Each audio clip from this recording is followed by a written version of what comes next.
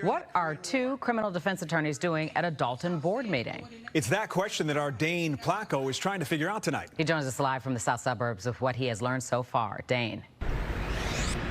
Yeah, it was yet another chaotic village board meeting here in Dolton last night. But during that meeting, a lot of people noticed a couple unfamiliar faces sitting directly next to Mayor Tiffany Henyard.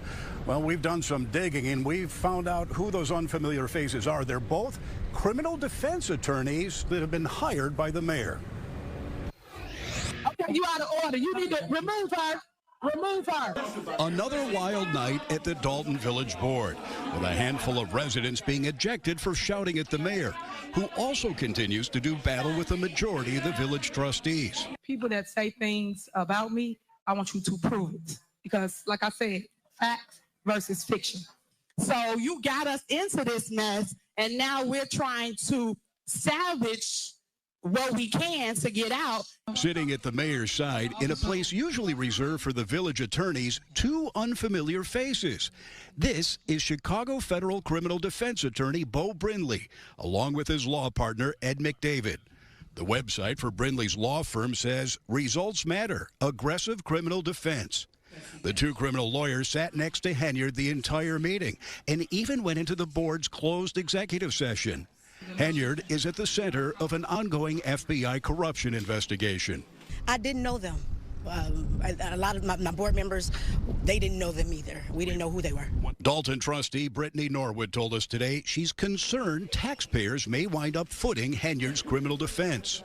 Our biggest fear is that she's going to use them for her criminal defense attorney and that the village is going to pay for it. Is that appropriate? Not at all. In a statement, criminal defense attorney Brindley tells Fox 32, Mayor Henyard retained me to evaluate the board's conduct and identify violations of municipal law, and to advocate on her behalf and on behalf of her constituents in exposing and preventing usurpations of power and violations of municipal law and statutes by the board. I have not been retained in the capacity of criminal defense with respect to my appearance with her at the board meeting. If you're going to hire someone, you bring it to the board so the board can approve it. Municipal attorney Bert Odelson, who represents the four trustees doing battle with Henyard, says he's never seen anything like this before. Why are you having a federal criminal lawyer sit next to you at a village board meeting? I mean, all I can say is, really? Even in Chicago, really? Now, in a follow-up phone call with Brindley this afternoon, he told me he is not getting paid by the village of Dolton, and he clarified his status. He said he's not working as a criminal defense attorney for Henyard right now, but that could change if she is at some point charged or indicted. Now, much more happened last night, including multiple people being fired by both sides of this ongoing political battle. Guess what? All those people returned to work today. We're going to have much more on that coming up tonight at 9. Live in Dolton, Dane Placco, Fox 32 Chicago. Well, as you can see, it was going down in Dolton, and the usual showed up. You know, they showed up and showed out, man. There was no fisticuffs, but there was arguing going on outside. There was pandemonium running wild on the inside. The mayor said something about one of the former trustees, and all hell broke loose. You know, this thing is just getting crazy. And like I said, somebody's going to end up getting hurt. Somebody's going to end up getting hurt real bad. Like I said before, the people had came through. They went through the metal detectors. When the mayor sat down, she wasn't satisfied. So she made them get up and go through the metal detectors again. If y'all don't believe me, look at this. Hello, everyone. So I wasn't going to get up and comment just yet, but I just wanted to say that on the back of what he said, this is really ridiculous. As a disabled resident in this community, the fact that you would even make us get up out of our chairs after we've already sat down and got comfortable to even go back through a metal detector because you wasn't here on time to say that, oh, they should have been let in. No, you should have been here to let us in. If you wasn't here to let us in and we were let in, that's on you. You should have somebody as a backup because you're the chief, right? So why is it that all of the residents have to go back out and come back in and be humiliated for her? For her, because she's scared. What about us? What about our fears? What about our tax dollars? What about the rape that Andrew Holmes did or the sexual assault? Everybody is hurting behind me. Don't turn my mic on. Turn it back on. Back on. Anyway, like. Ma'am, if you're going to talk, you're running out of time. Okay. Turning my mic off. Ma'am? Your mic is working like this so I can finish my time. Mute me. That I'm here to ask Andrew Holmes, did he sexually assault that woman? Did he drug her? Ma'am, I don't need you're to. revoking your time. If you want to talk, go ahead and talk. But if you're revoking your time. Mr. Lacey, I would finish my time, sir, if you would stop interrupting me. Okay. Just keep talking. I'm going to keep talking. All I have to say is this village deserves so much more than what it. But week after week, month after month, disgruntled residents are continuing to come to these meetings and voice their opinion. And like I said, this thing done hit the international world news. You got people in the UK watching this, people over in Africa watching this. And they tuning in just to see Tiffany Henyard and how she responds to all the backlash that she's getting. And it's just crazy. But let's look at this one resident. She's always, comes up and gets at Tiffany Henyard, like to the point where these people are starting to become characters. Check this out. Okay, well, you never know with more over there. I mean, that was petty. Just prove how petty you were. They had a legal right to meeting. And you shut off the mic. What did you think that was going to accomplish? The meeting still went forward. So not sure why you did that. You're just so petty and unprofessional. How are you okay with that? How are you okay with yourself? Okay, I'll just repeat what she said. She said, on our tax dollars. I mean, why do you do that? Why do you think it's okay to do that? I mean, does your relationship camaraderie mean that much that you are okay with selling your soul? Chief Lacey, like I said, it's crazy the energy you bring. It's just so negative. These meetings without you were just, I'm not going to say they were great, but it was just good not having you here. I mean, it was good not having that energy. Trustee Brittany Norwood was in rare fashion. She's always on it when it comes to the spending of the money, and she's been asking for transparency from the mayor, what she's claiming allegedly she's not getting. We know that they fired Keith Freeman. Kiana Belcher's on the other side of the room. So they tag teaming the mayor from both sides of the room. Trustee House is sitting next to Trustee Norwood, and Norwood is just, she's coming after the mayor. And the mayor is just sitting there with a cavalier attitude, like, whatever, nobody cares. Y'all don't tell the truth. I mean, it's just wow. But in this at this time in the meeting, Trustee Norwood is going in. The mayor responds, but she mentions, like I said, one of the former trustees, and this happened. But also, you guys have to take responsibility for not paying vendors their money for the high grass. The high grass is scattered through our community. Y'all know we have over 400 vacancies, and y'all know that Public Works cannot cut all the vacant properties. And you guys have to work better at coming up with a plan, because right now we don't have it as it relates to from you. You guys come here, you dictate and tell us what you guys want us to do, but there's no plan in place from the board that wants to tell us how to run the day-to-day, which I keep telling y'all legislate. Y'all do not govern the day-to-day operation. But I just wish you guys will pay people their money so that they can come out and cut the high grass. Thank you, Mayor, for that. So it's just, and this is just for the record at this point, this is for the residents.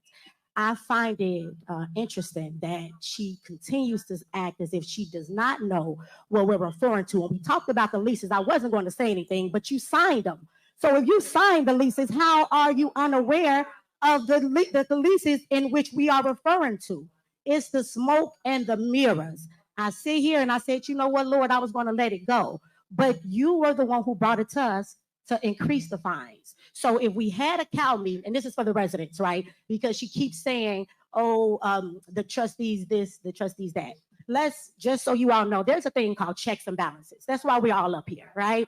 So we really shouldn't even have to go back and forth with who knows what. The goal is for you to run it past the board, which is us here, to tell us what you're doing and then us approve it. What you've been doing is you do everything on your own, and then when we revert it back and say, hey, no, you weren't supposed to do that, you sit here and say, oh, I don't know what you all are referring to. I mean, I have to get back to you on that. Let's stop doing that. What I truly believe, trustee, I know. is that you in particular want to decrease the fines because you got tickets on your house for the high grass. Your bushes weren't cut, your grass wasn't serviced, right? So you remind me of Trustee Valerie Stubbs that put in an ordinance, because your grass wasn't serviced, right? So you remind me of Trustee Valerie Stubbs that put in an ordinance because she didn't want to pay fines for rental properties. It's the same thing. You guys pick and choose things that's beneficial to you guys that affect you. But you gonna talk about this a month ago. You gonna talk, please, you gonna get sued. And again, Valerie Stubbs, ex-trustee right there. She do things for herself. So that's all I'm saying. You gotta do better. You have to do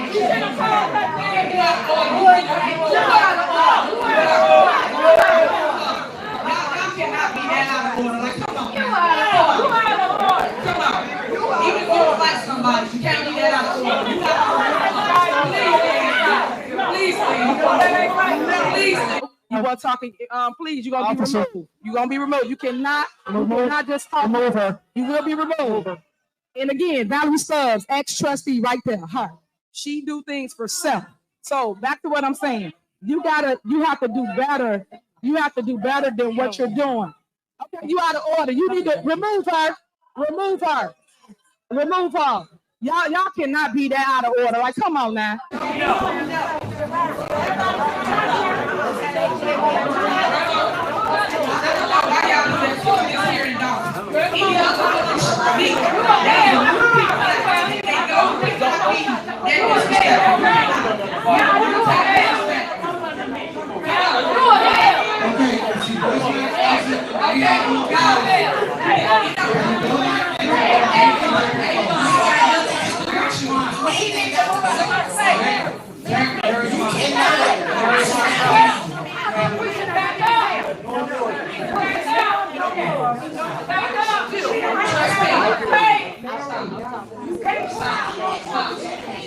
Girl, you need to get your guys now. You know they're get your guys. So please, over here and not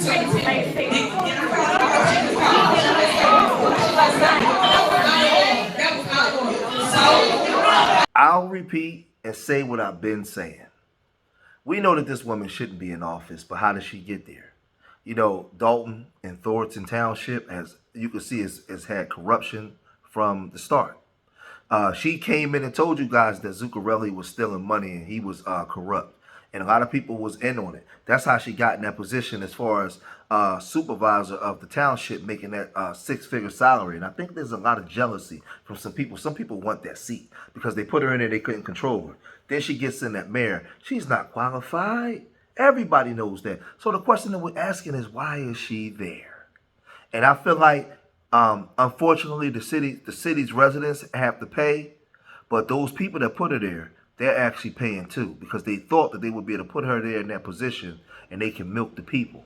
And they found out when they put her there, she had already understood the process, how some of the process worked. And she said, no, y'all ain't controlling me. I'm doing me when she got there. Now you have Lori Lightfoot coming, and she's going to give like her findings. And that's why I think they got rid of Keith Freeman, because they knew it was coming down when Lori Lightfoot was coming down. You have different attorneys there, and it's just a whole cesspool and it's a mess. But this is going on in cities all across America, and not just black women though, not just black cities. These are going on in cities like places like states and places like Iowa. You have places like I said, you have bad mayors in different places, Louisiana, and part of the states of Pennsylvania. So, like I said, you have bad mayors everywhere. It's just stuff that's just going awry all over the place. But like I said, she has no business being there, but she's there for a reason.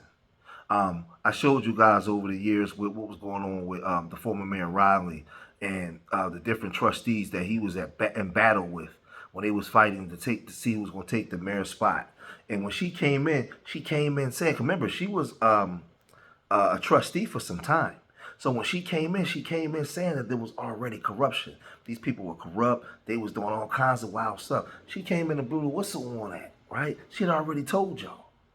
So all she's doing is picking up where these people left, where they left off. But we're going to see when the feds come in what's going to happen. Now she's looking very confident and saying like, "They ain't coming to get me.